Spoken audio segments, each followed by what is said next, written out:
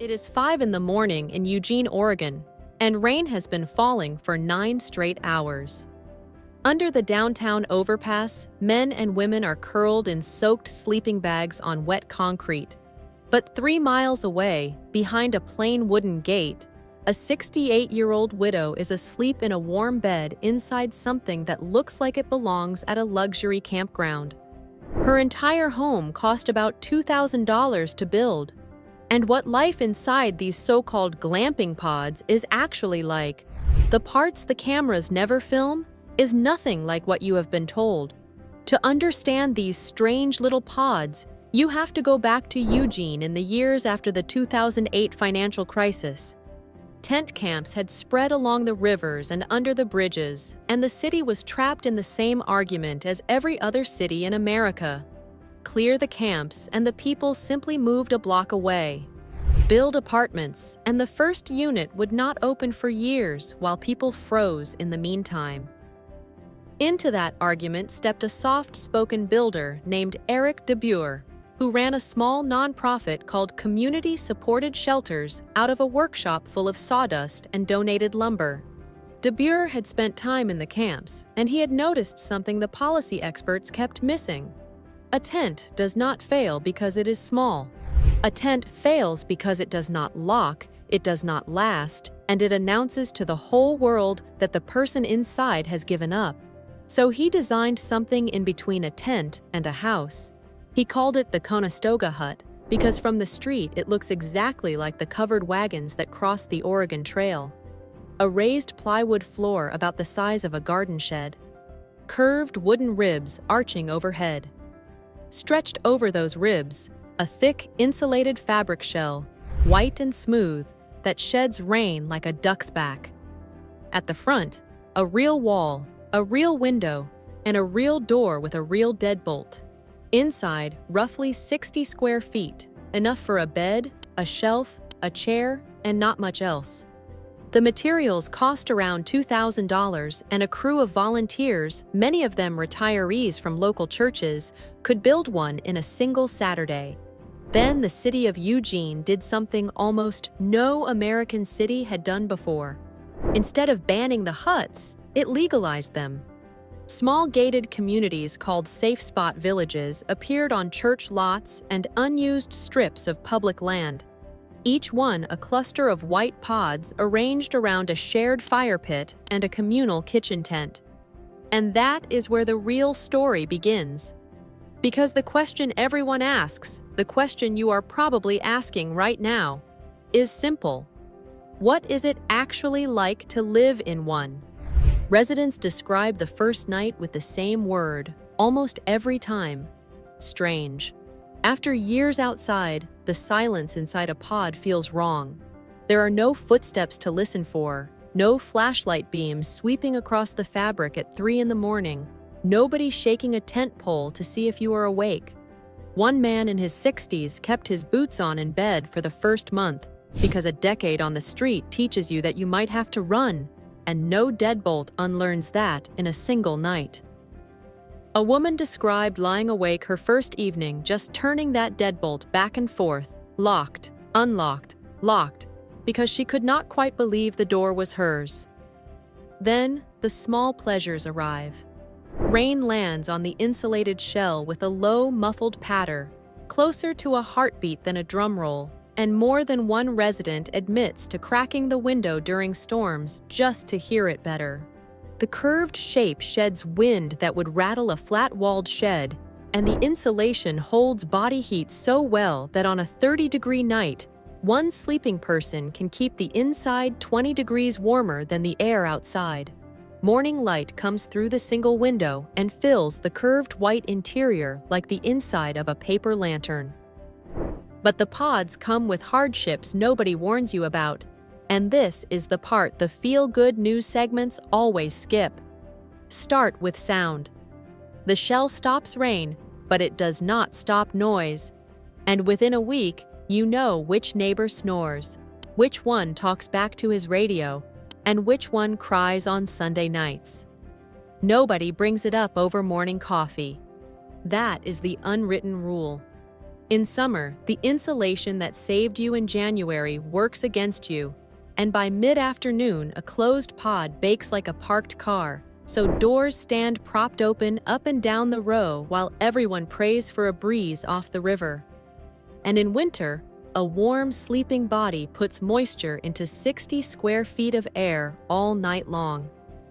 Forget to crack the vent and the ceiling sweats, and you wake to a damp pillow and a musty smell that takes the whole day to air out. Then there is the part that separates a pod from a house. There is no bathroom inside those 60 square feet, no kitchen, and no running water at all. The toilets are portable units at the edge of the lot, which means a 70-year-old woman making the 2 in the morning trip learns to keep a headlamp and rubber boots beside her door, the way other people keep slippers. Residents have a name for it: the midnight commute. Cooking happens in the communal kitchen tent on propane burners, on a schedule, with your name on a chore chart beside everyone else's. Showers mean a trip to a community center or the mobile shower trailer that visits twice a week. Glamping pod is a generous name. Camping with a very good tent is closer to the truth. Yet a full day inside a safe spot village has a rhythm that surprises every newcomer. The gate is staffed around the clock, not by a security company, but by the residents themselves in shifts. So every visitor is greeted by someone who actually lives there. The kitchen tent opens early and the smell of coffee drifts across the gravel. Residents with jobs catch the bus at the corner. Residents without jobs keep the village itself running, raking paths, patching hut ribs, tending the raised garden beds, splitting firewood for the communal pit. Afternoons go quiet. Evenings bring shared cooking and card games at a folding table, and once a week the whole community sits down together to hash out chore disputes and vote on new applicants, out loud, face to face. The rules fit on an index card. Keep the peace. Keep your hands off other people's things. Keep drugs off the lot. And carry your share. People who have spent time in big county shelters say the difference is almost impossible to explain to outsiders. A shelter schedules your entire day and manages you like a risk. A pod village hands you a key and expects you to build a day yourself. Several residents have called that expectation the first thing in years that treated them like an adult. And a small number of people handed that same freedom, pack up and walk back to the street within a week. Because responsibility is a muscle, and after enough years outside, it has to heal before it can carry weight again. Which raises the question of who is actually behind those curved doors. Because the picture many of us carry in our heads, a troubled young man with a cardboard sign, is decades out of date. The fastest growing group of homeless Americans today is people over 55. Social workers call it the gray wave. Retirees whose rent doubled on an apartment they had kept spotless for 20 years. Widows who discovered the pension checks shrank the same month the funeral bills arrived. Warehouse workers and waitresses whose knees gave out a few years short of retirement. Many of them have never had so much as a parking ticket. There are grandmothers tonight sleeping upright in old sedans in church parking lots, washing their hair in fast food restrooms before Sunday service, so the grandchildren never suspect a thing. For this generation, the noise and chaos of a big shelter is often more frightening than the car. A small locked pod in a quiet gated village, surrounded by people their own age, is frequently the only help they will actually say yes to. And village managers will tell you these older residents change every community they join because they arrive with habits a village badly needs. They sweep a porch without being asked. They remember every neighbor's birthday. They know how to live 20 feet from another human being without making it a war. Ask residents what actually changed their lives, and almost none of them talk about the building. They talk about 3 things. The first is the door. People who spent years sleeping in shifts, back against a wall, describe noticing weeks later that they could sit with their back to an entrance again, that they had slept through an entire night for the first time in memory. A locking door does not just protect a body. It lets a nervous system stand down. The second is the address. You cannot get a job, a bank account, or most benefits without one, and a shelter cot does not count. A registered pod on a registered lot does. Mail arrives, applications go out. Paperwork that was impossible for years becomes a Tuesday errand. The third is the key itself. More than one resident carries it on a string around their neck, even inside the village, even at the shower trailer. After enough time outside, a key stops being hardware. It becomes proof of who you are, and a heartbreaking number of the people behind those locked doors, in Oregon and everywhere else, are military veterans.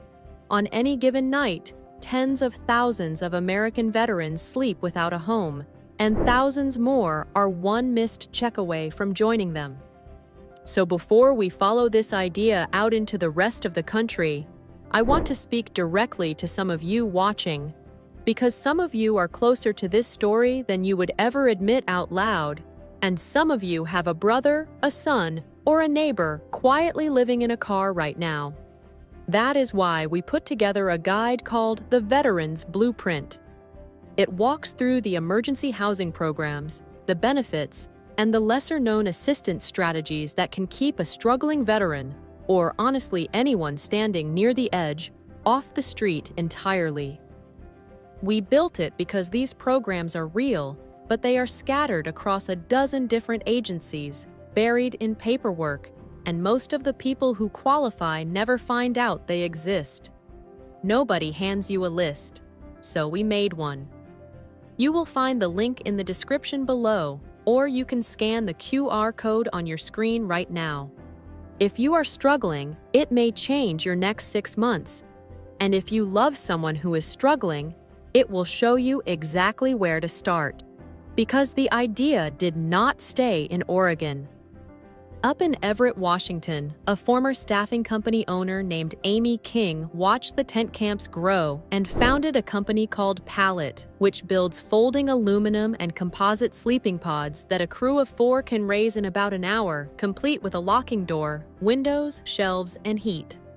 Pallet villages now operate in more than 100 communities across America, often on land that sat empty for decades. Across the ocean in Britain, the glamping connection turned literal when workshops that normally build luxury camping pods for holiday parks began donating and selling insulated units to charities housing rough sleepers. The same curved cabins tourists pay good money to sleep in now sit behind churches with a formerly homeless veteran's name on the door. And down in Austin, Texas, a former real estate developer named Alan Graham built Community First Village, 51 acres of tiny homes and micro-shelters housing hundreds of formerly homeless men and women, many of them seniors who spent decades outside.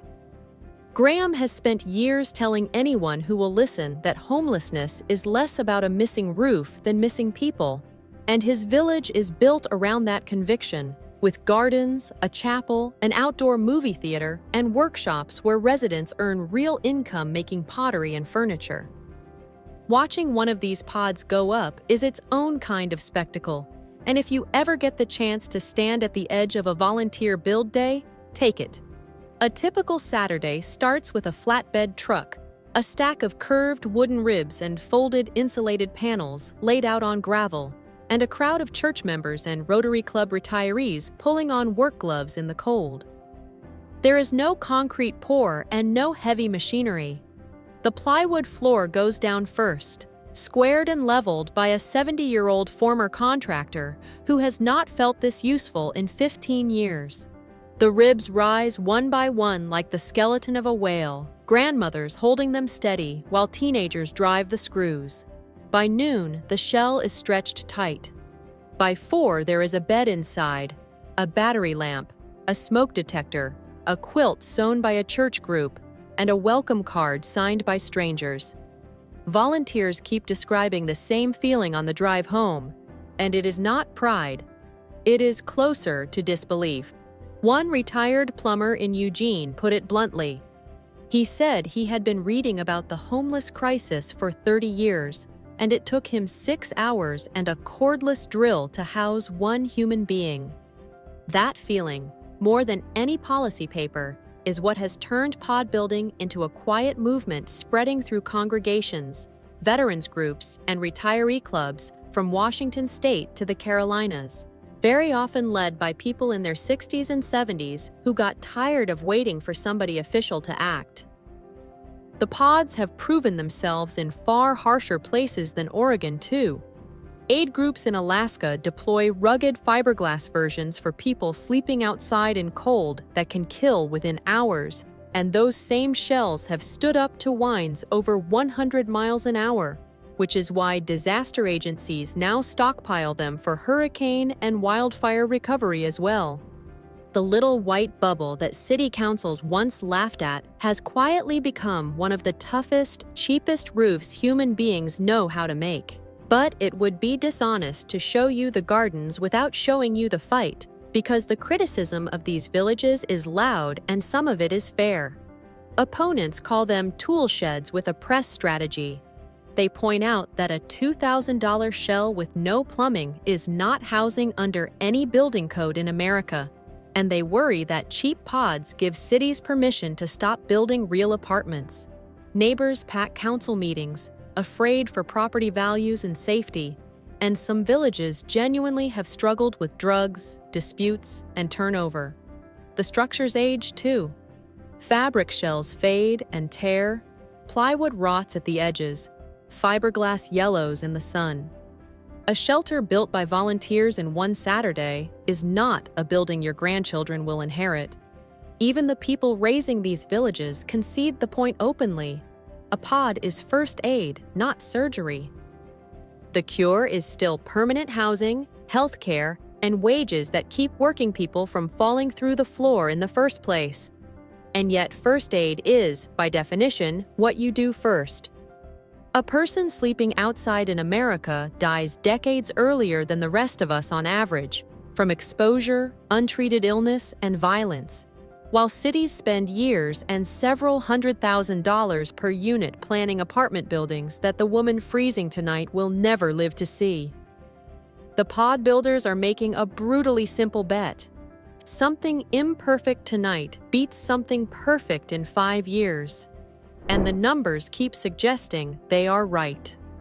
When people move inside, even into 60 square feet, emergency room visits fall, arrests fall, ambulance calls fall, and the public often ends up spending less than it spent leaving those same people on the sidewalk. Villages in Oregon and Texas report that a large share of residents eventually move on to permanent apartments, to jobs, and to families who had given up looking for them. The pod was never meant to be the last address. It is the landing pad, the place where a person can finally stop measuring survival in hours and start thinking in weeks. Visitors to these villages tend to describe the same unexpected moment. They arrive braced for misery, and instead they find a retired schoolteacher watering tomatoes, a Vietnam veteran feeding chickens, 2 widows cheerfully arguing over whose turn it is to run the kitchen tent, like neighbors anywhere. One woman, asked by a reporter what the village had given her, skipped right past the bed and the deadbolt. She pointed at the gate schedule, where her name is written in for every Tuesday shift, and said that if she does not show up, somebody knocks on her door. She was outside for 11 years. In 11 years, nobody ever knocked. So think back to that 68-year-old widow asleep in Eugene while rain hammers the overpass across town. Her home has no bathroom, no kitchen, and barely enough floor for a chair. By every standard the housing market uses, it hardly counts as a house at all. And yet, inside that curved shell is everything a human being genuinely cannot live without, which turns out to be heat, a lock, a mailing address, and somebody who knocks. The pod villages of America are not the end of the homeless crisis, and their builders would be the first to tell you so. but they are proof of something this country keeps forgetting. The distance between a wet sidewalk and a life worth living can be 60 square feet, raised by volunteers in a single Saturday, for less than the price of a used riding mower. If this story moved you, the link to the veteran's blueprint stays in the description below for anyone who needs it or knows someone who does. And if you want more true stories about the quiet ways ordinary Americans are solving impossible problems, hit subscribe. Because next week, we are stepping inside the abandoned roadside motels that small towns are converting into apartments for seniors for pennies on the dollar. And what we found behind those old motel doors genuinely surprised us. We will see you there.